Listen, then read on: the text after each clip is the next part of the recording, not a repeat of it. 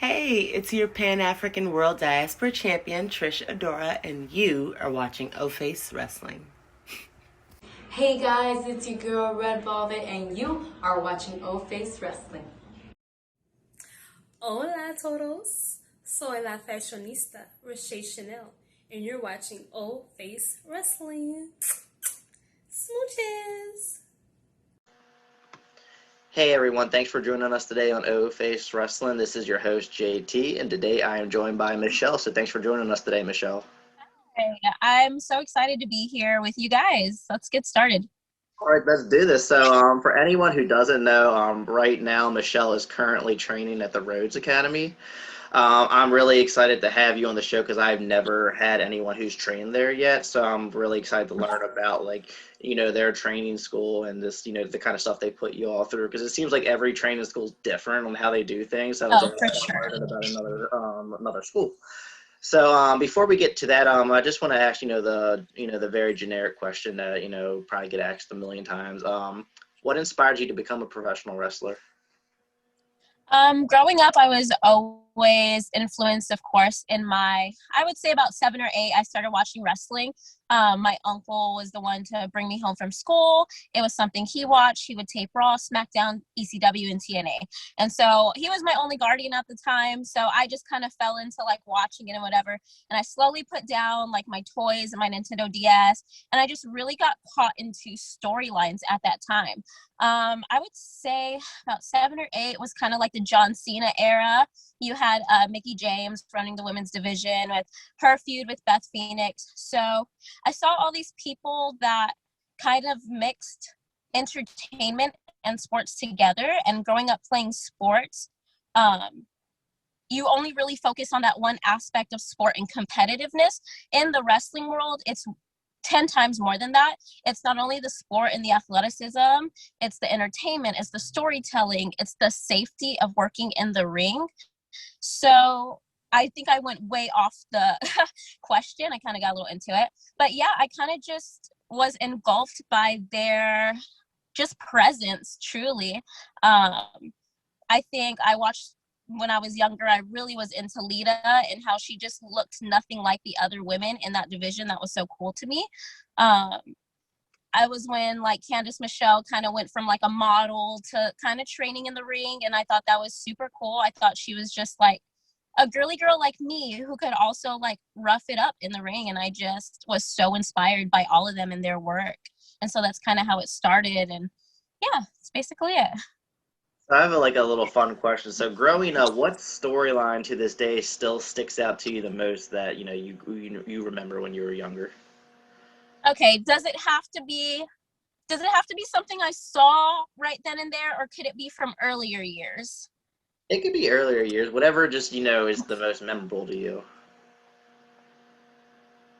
Wow, there's so many. Okay, so I vividly remember the whole like Hunter and Steph and Chris Jericho angle where she hated Hunter's guts, and like Steph was such a presence like on the mic too and in the ring. Like obviously she's the boss's daughter, but she was just so like cool to me. Like I don't know, most people would have hated her, but she was not to be messed with. So I vividly remember that angle specifically because I think they were doing like uh Hunter had a dog named Lucy or something, and like basically Chris Jericho killed the dog and Hunter lost his mind. Like I vividly remember that angle. I probably should not have been witnessing that, but that was a really cool one. There's just so many moments. Honestly, I get so excited. There was Jeff Hardy like swantoning off the podium, not the podium, like the how do I say? Remember that rail thing that they climb up or Yes, whatever? Yeah, I yes. know you're And of talking about. course, as a kid, you think he's really swantoning off onto somebody. I thought that was so cool. Um, wow, there's just so many. The Shawn Michaels angle with Jonathan. I am obsessed with Shawn Michaels. Truly, it's a San Antonio thing.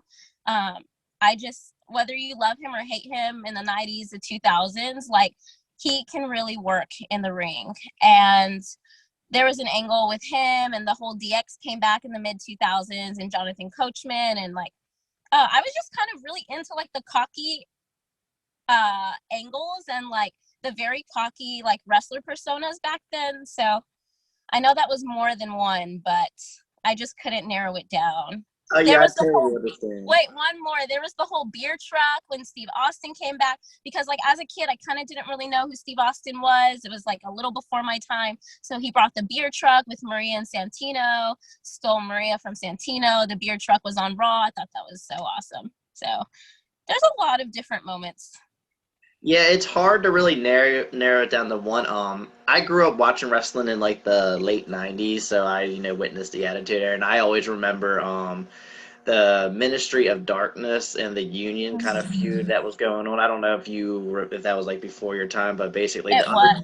It was. I'm slowly having to go back and study wrestlers from back then. Like one match I've really been studying, and like with my classmates, a couple of them that I room with that we've watched, was the British Bulldog and Bret Hart match. Uh, so I'm really having to go back and understand like wrestling dynasties, the family trees, and things kind of way before my time. Yeah, there's a lot of like a lot to study from I'd never seen the Bret Hart versus British Bulldog. That was a little before I got into it. But definitely check out the Ministry of Darkness. It was basically I like will. Undertaker, very demonic. He was hanging people from crosses and Oh, stuff and like did he that. crucify Steph in that? Yeah, yeah, that was Yeah. like the darkest you will ever see the Undertaker, and I just remember loving it. And when I was younger, I thought that him and Kane were really brothers, and I thought Undertaker was really this evil guy. Yeah. It's just like that was the fun of being a wrestling fan when you were younger. You believed that everything you saw was It's 100%. so real. And even though I feel like I kind of grew up more in like the entertainment aspect, versus, not to take away from any of the athletes or the performers, but I kind of grew up more in when the segments had to be very entertaining to reel in your audience. I just think it's so cool that whether it was those segments or in the early or mid 90s or whatever, the real wrestling, either or, really pulls you in. And I think that's the beauty of wrestling. Oh yeah, absolutely. Like we are in more of an era now where it's more so about the wrestling versus, the kind of character stuff and all that. I do feel like, the characters and the promos and all are still very important, which is, I think that's still what the fans really want the most. Like, if you look at like the Boneyard match versus Undertaker and AJ Styles, people remember it and praise it for the entertainment value versus the actual wrestling. So I think that's still it's becoming a lost art in wrestling, and hopefully we start getting it back. I mean, I love the great matches and stuff like that as well, but it's just there's nothing that gets you more invested, just a good story at the end of the day. Yeah. Yeah. And I feel like we don't need to be so tied down to one idea of this is wrestling, because there's so many other things we can do. And the point of it at the end of the day is to put on a show. Yeah, absolutely, because that's what gets the fans, into what they're watching, the product and stuff like that. And when it comes to like the actual wrestling, there's so many great wrestlers out there. There's no shortage. It's just, like I said, the characters and all that, it's becoming a lost art. You don't see like Bray Wyatt, like guys like him, you don't really see characters of masks anymore and stuff like that. So it's something that hopefully starts getting brought back. That just in time, just eras and things change. But that's a lot of people still to this day, they don't even really watch new wrestling. They still watch the old stuff on the network and stuff like that. Yeah. So now for my next question. Now, this is the part that I'm really excited about. So you're training at the Rhodes Academy. So tell I me a little bit am. about their school and everything you've learned so far. Yeah, so Dustin and his wife Terrell run an amazing program over there. The facility is amazing. Constantly making sure we're safe with COVID standards and getting tested and sanitized and all that good stuff. They don't skip a beat when it comes to our safety and our health, and I truly appreciate that. Like one wrong move you take in practice, and they immediately are like, "Okay, take a seat." And I really appreciate just how much they put us first. And yeah, it's been for me, this is the first time I've touched a ring. I kind of just woke up one day and went for it. So to not have any prior experience and to immediately be thrusted into a program of someone like Dustin Rhodes, it has truly been an honor. I'm so grateful, but it has also been probably the hardest thing I've ever had to do. And growing up playing sports, I thought that would prepare me, and it has in the mental aspect, but yeah, nothing can truly prepare you for training for wrestling. Yeah, because wrestling is more than just being an athlete. Like it helps, but being a great baseball player or basketball player or whatever, it doesn't. It's completely different from actually like getting slammed on the mat, Oh, and even like the totally does not ropes, translate. hurt, yeah, all that stuff. And it's also like you had mentioned when we were at the beginning. It's also about protecting your opponent and your opponent protecting you, the safety stuff like that. There's a lot that goes into wrestling A other lot. than just being athletic, A and lot. like And being that we're also the first class, so it's like not only is Dustin teaching us, we're teaching, Dustin as well. Like, how fast are we moving along? Do we need to take steps back and create like more of a wrestling foundation before we learn some more moves? So it's been a really fun experience. I'm so sad that we're halfway through. Like, I really don't want to work with anybody else, train under anybody else, but it's just a part of life, But he is so great. Yeah, so other than that, it's been really great training under him. As much as I don't want to train under other people, it's good to experience different styles and get out there. And that's one thing he definitely preaches to us, is to not get comfortable and stagnant. And like, just because you do train at RWA, it does not hold you back from other opportunities. So that's just me being like in my comfort zone. But yeah, I'm just really grateful for the way he runs his program, the way he treats us, and the way he's building us to be performers. So you said you're about like halfway through. So how long have you been doing it right now with Rhodes Academy? Since about the beginning of January, so I'd say almost at 8 weeks. 8 weeks, okay. So it's about like a few months long, and that's about it. Yeah. So I know like every wrestling school is different.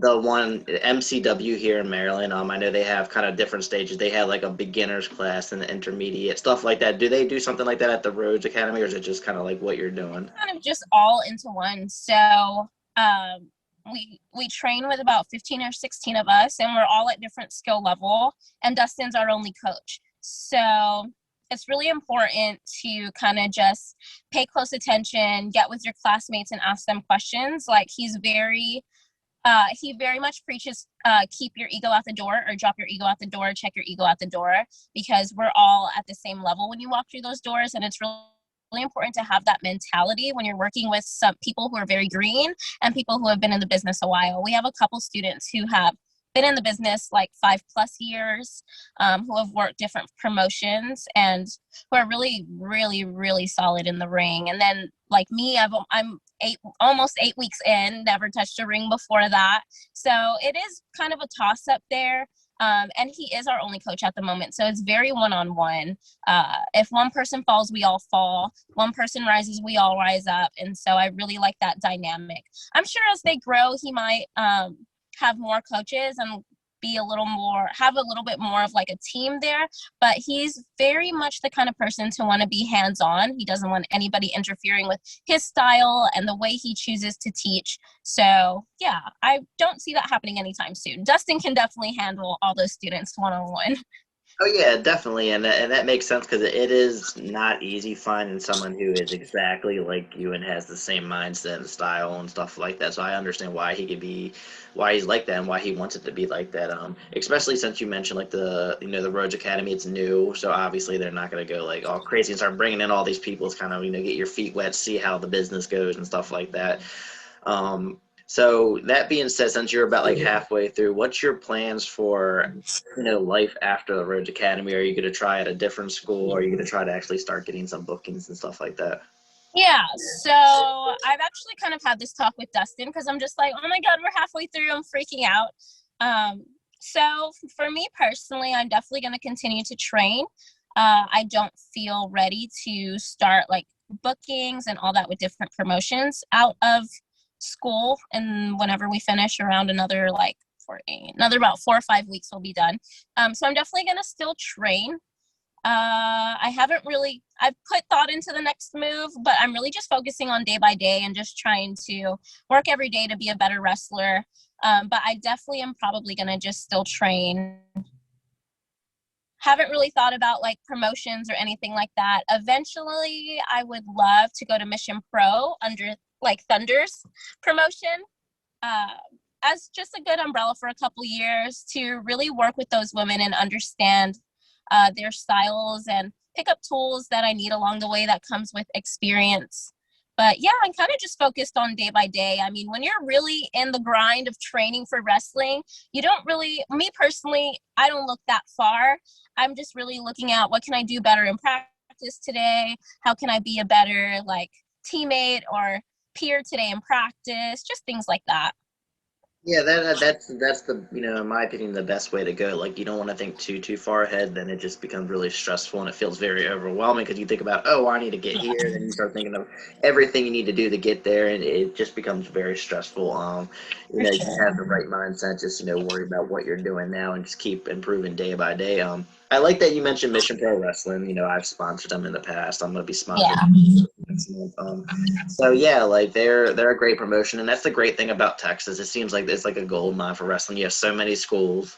You have a promotion that is all women's, and I'm not too familiar with other promotions in Texas outside of Mission Pro, but I do know that that's a great one to work for. Heard nothing but great things about them, so hopefully you get an opportunity with them in the future. That would be great. Yeah, for sure. So who's your I don't know if you have like a dream match or not, but who's, some of the biggest names that you're looking to compete against in the indies? In the indies, let's see. That one I really have to think about.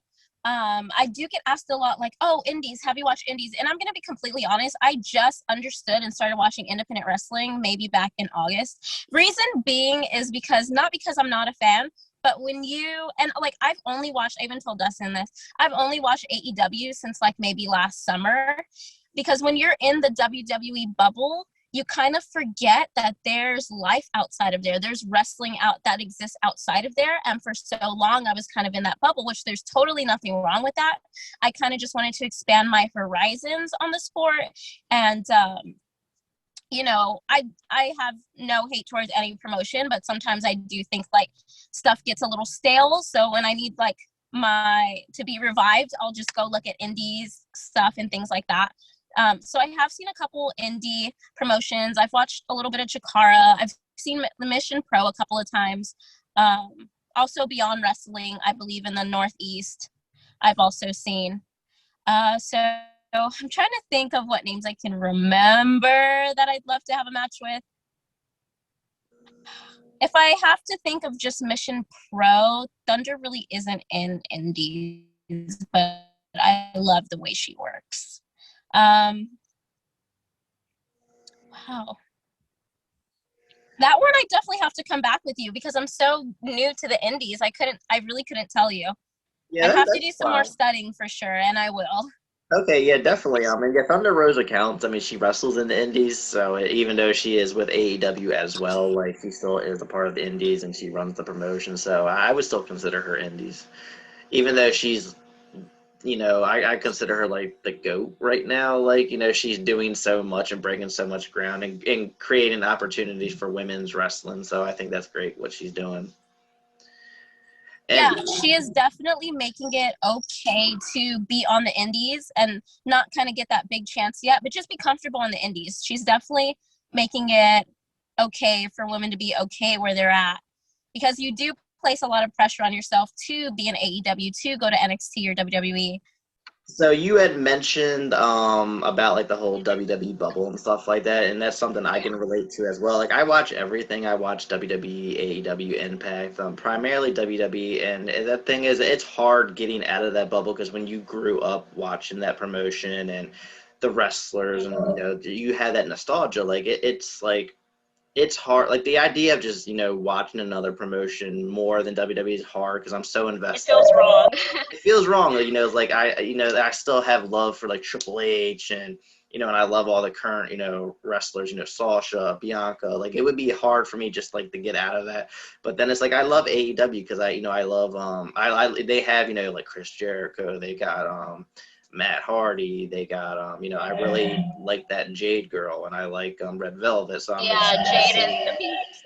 yeah, she is a beast, and apparently she tried it for WWE in the past. They didn't sign her. So, like, what were you thinking? But I heard that she was pretty green in the business at the time, so I guess I can understand. Yeah, with the right um, coach and the right party, oh, she'll go places for sure. Oh yeah, she's the total package, and it's like everyone, they just see her on TV and instantly become like drawn to her. So she's Yeah, gonna be a star as long as she puts the time and effort into the business. She's gonna be a big star one day. for sure. And honestly, that's half the battle. If you can get people to watch based off of just the look or your character or how you look, that's truly half the battle. So, I mean, she's halfway to greatness, to be Yeah, I mean, honest with you. exactly. You can't teach that part, so that's great that she already has that. So now my next question, and we were just talking about like women's wrestling, and so you said that you grew up watching, as a child. Obviously, women's wrestling has changed a lot since then. It has It's really gone through grown. some phases, yeah, for sure. So how do you feel about like just like where women's wrestling is now, and where it could be in the future? I feel I grew up kind of on the brink of like the Trish Stratus and Lita. And then a large majority of my childhood was kind of like the whole diva thing they had going on, a lot of the like contests and just stuff for viewers, I guess you could say. Um, and then, the Four Horsewomen of NXT rolls around and it really changes the face of women's wrestling. I believe that was all Hunter's doing down there in NXT, if I'm correct. And before they kind of used to call women's wrestling matches like the bathroom break, if you remember that whole stigma going around. And now, they're main eventing. We have Bianca Belair with the Royal Rumble. Like, we're neck and neck right there with men. And it honestly sucks that there has to be a stigma just because we're women. So truly, I think it can only go on the up and up from here. They're already doing really great things. Like to have a women's Royal Rumble a couple years ago was crazy to me. I think it was a big step in the right direction. And yeah, I can't wait to see really where it goes next, but it can only go up from here, to be quite honest with you. Exactly. Like we've seen women wrestling, do stuff that I didn't think they'd ever do. And it's not because I didn't think they deserved it, because I didn't think WWE thought, believed in them enough. We had the bra and panty era, and then we had, when they actually started pushing them. Trish and Lita did so much for women's wrestling, and then when they retired, it kind of went down again. WWE went to the Divas era. Yeah. And then it grew again with NXT. I feel like that AJ Lee and Paige don't get enough credit for what they did. I feel like they kind of low key started it, and then the Four Horsemen During that era, they really pushed it. But yeah, now we're getting to the point where, like you said, Royal Rumble matches, main event in WrestleMania, Elimination Chamber. We're seeing all these promotions in the indies that are all women. Like, I can't say how, much women's wrestling was pushed in the indies in the past because I wasn't familiar with it in the past. I've heard that there was always a place for women, but it just seems like it's growing even more now because, like I said, you got Mission Pro, that's all women's now. There's plenty of other women promotions out there, and there's just so many more opportunities, and it just you're seeing more women out there training to be women wrestlers as well. So the opportunities are growing, and like you said, it's only going to go up from here. I don't see WWE going back, or in general, like any promotion, AEW, Impact. Like I don't see them going backwards. Kind of like what we did with Trish and Lita to the Divas. Like I don't see anything like that ever happening again. And it really sucks because I feel like a lot of wasted potential happened during that era. With the women, I'm sure like maybe their intention, was to be on TV. Everybody wants to be on TV, if I'm going to be quite honest with you, ever to make a living out of this business. But I just kind of think about like how many of those women really could have like blow the roof off of it if they were really given that option. I kind of felt like the higher ups just thought nobody wanted to see true women's wrestling, and obviously that's a lie because here we are with women doing great things. Exactly. Like, I feel like if WWE or, wrestling in general pushed the women like they should have, Gail Kim, like she was ahead of her time, in the Divas era. Oh, yeah. I heard something about like one of like Melina's matches. Supposedly she got kind of dragged by people backstage for outdoing the men, like stuff like that. It's just kind of sad that, that was like a thing. And she's incredible. I wish Yeah, she's great. I missed She's that era. incredible. I have I've nothing but seen good stuff matches. about Melina in the ring. Yeah, I'm hoping that she makes a Yeah, Royal Rumble appearance one day. I know everyone keeps speculating every year, and I feel like next year just feels like the year because we had Victoria this year. Now I think Melina needs to come back next year. for sure. So now my next question that I have for you, non-wrestling related. So tell everyone who's listening something about yourself that doesn't relate to wrestling that you're proud of, or hobby, interest, or something like that. Yeah, so I'm very proud of. I just finished getting my bachelor's degree in December, so it was kind of the perfect time to start my dip my foot in the water and get into wrestling because I had the opportunity.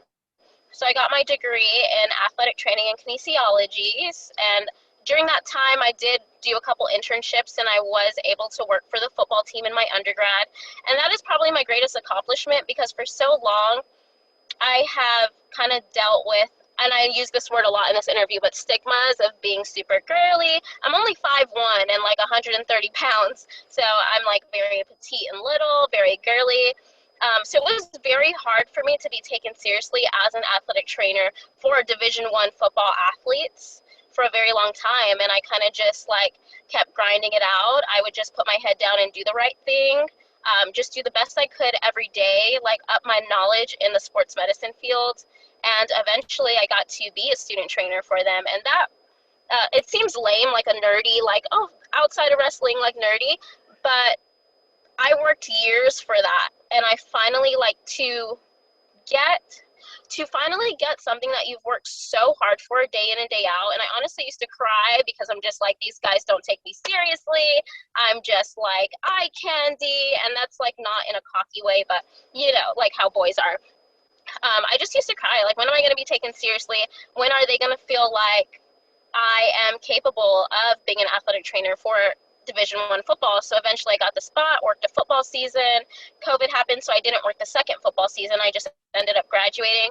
But that is like my greatest accomplishment.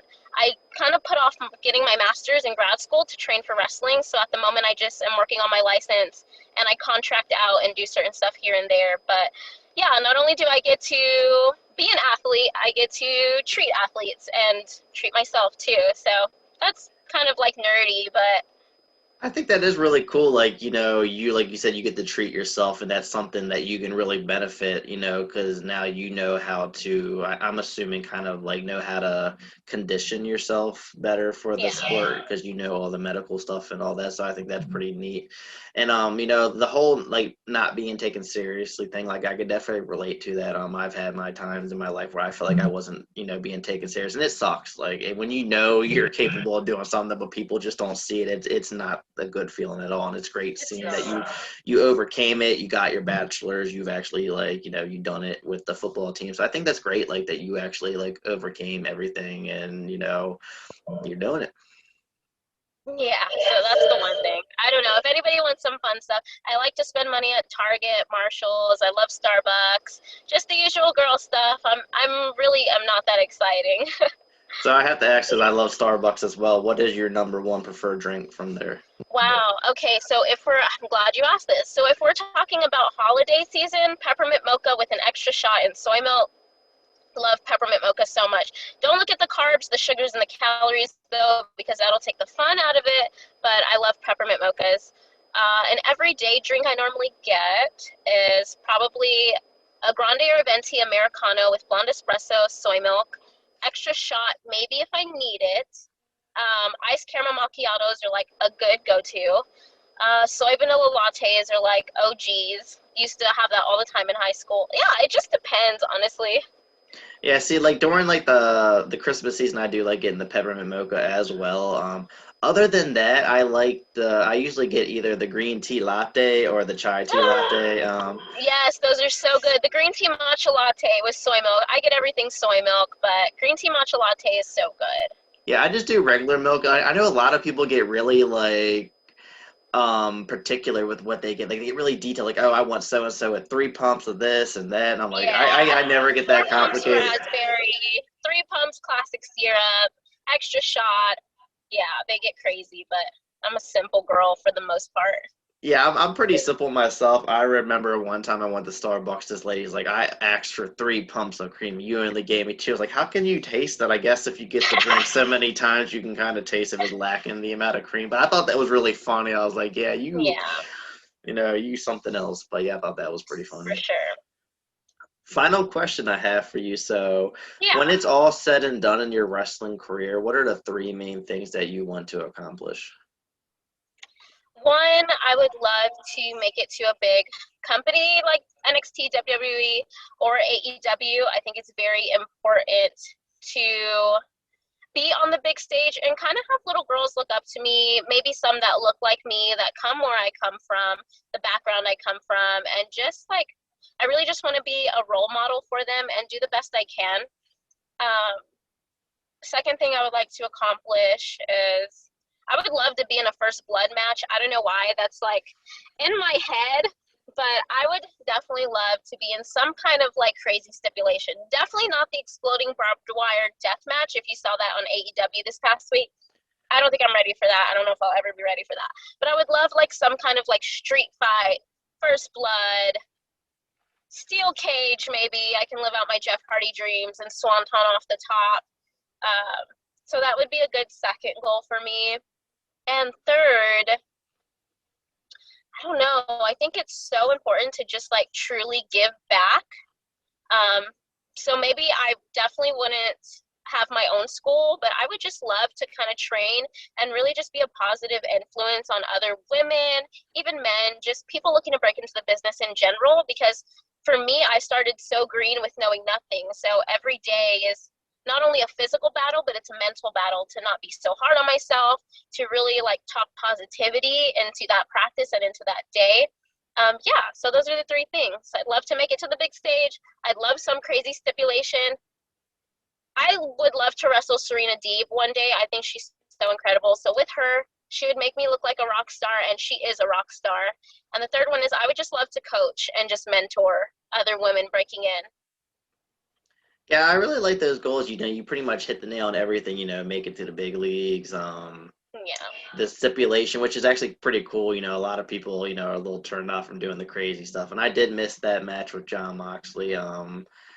I'm gonna get to it. I heard it was pretty intense. And then of course, giving back, like you said, it's always good to, eventually, if you want to stay in the business, to transition into like a coach or something like that. Like, Dustin Rhodes as an example, like, because you can't wrestle forever. Obviously, like your body just won't allow it, regardless of how much you want to. So it's good if you want to stay in the business, giving back, training other people, helping guide other people to success. I think that's a great thing to want to do. Yeah. So, Michelle, that wraps up all the questions that I have for you. I just want to thank you so much for joining us today. Yeah, no problem. It was awesome being on your show. I hope I can make a return soon. Hopefully, you get to see one of my matches someday. That would be the end goal. Oh yeah, I definitely, if you're ever on TV or if you're ever working for an independent promotion that does streaming, I'll definitely watch it. I definitely try to keep up with everyone that I've had on the show, and I'm closing in on like 70 different women I've had on the show. I do my best to keep up with everyone. Yeah, that's awesome. And the door is always open for follow-up interviews.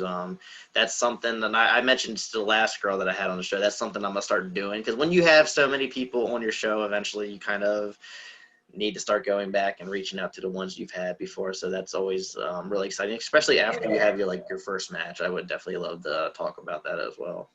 Yeah, that would be awesome. Yeah, definitely. And thank you, everyone listening today. Make sure you give us a sub on YouTube, follow us on Facebook, Twitter, and Instagram. And Michelle, do you want to let everyone know where to find you on social media?